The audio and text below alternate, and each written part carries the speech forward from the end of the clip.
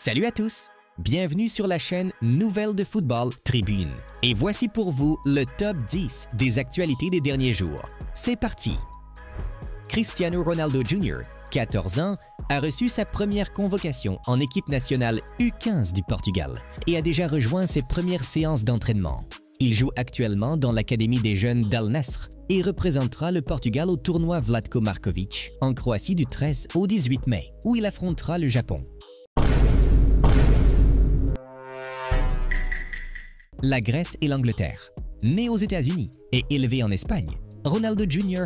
a choisi de suivre les traces de son père et de jouer pour le Portugal. Sa carrière de jeune joueur inclut des passages au Real Madrid, à la Juventus, où il a inscrit 58 buts en une saison, et à Manchester United. Cristiano Ronaldo Sr. a exprimé sa fierté sur Instagram. « Fier de toi, fils !» L'avenir de Cristiano Ronaldo à Al Nassr est incertain, les discussions autour d'une prolongation de contrat ayant été mises en pause.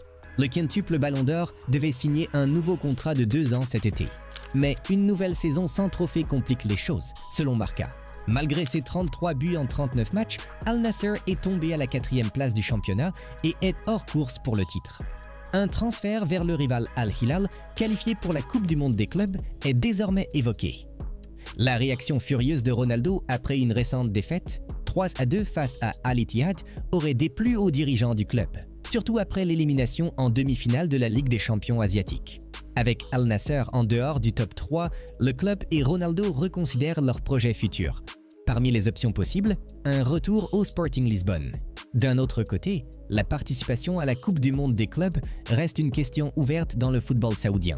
La FIFA aimerait voir CR7 aux États-Unis et un transfert en ce sens n'est pas à exclure. Al Nassr ne participera pas à la compétition. David Beckham est appelé à limoger Javier Mascherano à l'Inter Miami après que Lionel Messi a subi une surprenante défaite 4-1 contre Minnesota United. C'est la première fois que Messi perd avec un écart de 3 buts ou plus depuis son arrivée en 2023. Bien qu'il ait marqué, Messi n'a pas pu éviter la défaite, la 4e de Miami en 5 matchs. Depuis son arrivée en janvier, Mascherano totalise 5 défaites et les supporters s'impatientent. L'un d'eux a demandé à Beckham d'agir avant la Coupe du Monde des clubs, tandis que d'autres critiquent la gestion de l'équipe, l'un affirmant « Mascherano est le pire entraîneur que j'ai jamais vu ». Malgré la 4e place en conférence Est avec 21 points, la forme de l'équipe reste préoccupante. Ruben Amorim a admis qu'il ne mériterait pas de rester à Manchester United s'il ne parvient pas à redresser la situation la saison prochaine après une défaite 2-0 contre West Ham, la 17e en Premier League cette saison. United reste sans victoire depuis 7 matchs de championnat, une première depuis 1992. Amorim a remis en question la mentalité et la culture du club, affirmant que des changements sont nécessaires si la situation ne s'améliore pas. Malgré cette série noire, United est 16e, avec des matchs restants contre Chelsea et Aston Villa. Amorim a exprimé sa gêne et son inquiétude, soulignant la nécessité de transformation profonde. Il s'est même interrogé sur l'intérêt d'une qualification en Ligue des Champions dans un tel contexte, préférant se concentrer sur une amélioration immédiate pour le match contre Chelsea. On n'a plus peur de perdre un match en tant que Manchester United. Cette peur a disparu, et c'est la chose la plus dangereuse qui puisse arriver à un grand club. Si je ne peux pas réparer Manchester United, je partirai, a déclaré Ruben Amorim. Kane a fêté avec exubérance le titre de Bundesliga du Bayern Munich. Après avoir marqué lors de la victoire 2-0 contre le Borussia Mönchengladbach, il a été aspergé de bière pendant les célébrations. Une première pour le capitaine de l'Angleterre. Réfléchissant à ce moment, Kane a déclaré « C'est incroyable. Cela faisait longtemps que j'attendais ça. Beaucoup de travail pendant la saison. Et je suis juste fier. » Il a ajouté « Cela ne change pas le joueur que je suis. Cela ne change pas ma manière de travailler. » Il espère que ce titre sera le premier d'une longue série avec le Bayern Munich. On te le souhaite. Harry. Des supporters ont envahi le terrain dans une scène choquante après que Hambourg a assuré sa promotion en Bundesliga, avec au moins 25 personnes envoyées à l'hôpital. Des images dramatiques du Volksparkstadion montrent des fans sautant des tribunes, renversant des panneaux publicitaires et courant sur la pelouse. Certains ont grimpé sur les joueurs, d'autres ont tenté d'entrer dans les vestiaires avant d'être stoppés par la police. Le chaos a suivi la victoire 6-1 de Hambourg contre le SSV Ulm, qui a garanti leur montée à l'avant-dernière journée de la deuxième Bundesliga. Une personne a été grièvement blessée, 19 autres sérieusement touchées et 5 légèrement blessées. Au total, 44 personnes ont reçu des soins médicaux. Les secours, dont 65 pompiers et plusieurs ambulances, sont intervenus, mais les ressources étaient déjà très sollicitées en raison du festival Hafengeburtstag et d'un concert à proximité. C'était aussi la fin de 6 tentatives échouées pour remonter en première division. Mais les célébrations ont mis à rude épreuve les services de la ville.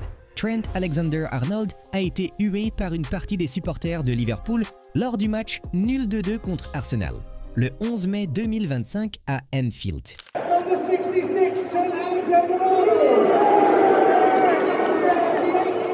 C'était sa première apparition depuis l'annonce de son départ en fin de saison, alors que le Real Madrid serait en négociation pour un transfert anticipé.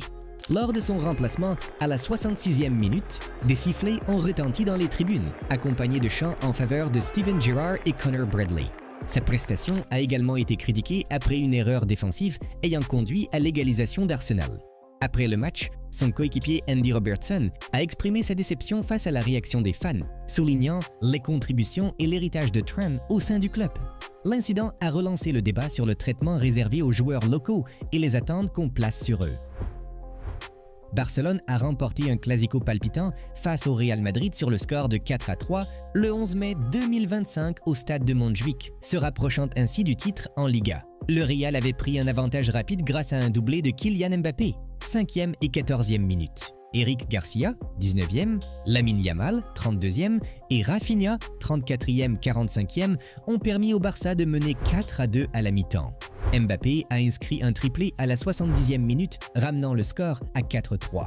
Le Real s'est vu refuser une égalisation pour hors-jeu et un 5e but de Barcelone a été annulé en raison d'une main dans le temps additionnel. L'entraîneur du Barça, Hansi Flick, a exprimé des sentiments partagés, saluant la force offensive de son équipe tout en insistant sur les lacunes défensives. Du côté madrilène, Carlo Ancelotti a attribué la défaite à des erreurs défensives malgré de bonnes intentions offensives. Le Classico du 11 mai 2025 entre Barcelone et le Real Madrid s'est conclu sur une victoire spectaculaire 4-3 des Blaugranas, mais plusieurs décisions arbitrales ont suscité la controverse. Le penalty de Kylian Mbappé. L'ouverture du score du Real comprenait un penalty transformé par Mbappé. Pourtant, celui-ci semblait en position de hors-jeu au moment de la passe. Le VAR n'est pas intervenu, estimant qu'une erreur de relance du défenseur barcelonais Cubarsí avait réinitialisé la face, rendant Mbappé hors-jeu au moment de la faute. Main potentielle de Frenkie de Jong. Avant l'égalisation du Barça, une possible main de Frenkie de Jong a été signalée. Toutefois, l'arbitre a jugé qu'elle s'était produite hors de la phase offensive et qu'aucun avantage direct n'avait été obtenu, validant ainsi le but. Les fautes de Aurélien Tchouaméni a été impliqué dans 2 actions controversées. Un tacle appuyé sur Ferran Torres, qui aurait pu valoir un carton rouge, et une main dans la surface non sanctionnée, jugée involontaire et dans une position naturelle. Penalty refusé à Mbappé. Une seconde demande de penalty pour Mbappé a été rejetée en raison d'un hors-jeu préalable et d'une simulation confirmée par le VAR. Que pensez-vous de l'arbitrage d'Hernandez Hernandez? Donnez votre avis en commentaire. Lamine Yamal a récemment répondu aux joueurs du Real Madrid Jude Bellingham et à l'ancien madrilène Sergio Ramos à propos de leur réaction après la défaite de Barcelone contre l'Inter Milan. Après qu'Alessandro Bastoni a posté une photo de Yamal au sol après le match, Bellingham et Ramos ont tous deux liké l'image sur Instagram. En réponse, Yamal a partagé une publication du récent Classico remporté 4-3 par le Barça, accompagné de la légende. Ryan vacciné. Allez-y, likez celui-là aussi. Une pique subtile mais piquante adressée au duo madrilène, suggérant qu'ils apprécient aussi les succès barcelonais. Barcelone pourrait remporter la Liga ce jeudi. Nous vous recommandons de vous abonner à l'application Barcelona Live pour recevoir toutes les dernières actualités et bien vous préparer au match contre l'Espagnol avec notre avant-match complet. Le lien est dans le commentaire épinglé. Et voilà, c'était la chaîne Nouvelles de Football Tribune avec notre top 10 des actualités récentes. N'oubliez pas de liker la vidéo et de vous abonner pour ne rien manquer de l'essentiel du foot avec nous. À bientôt.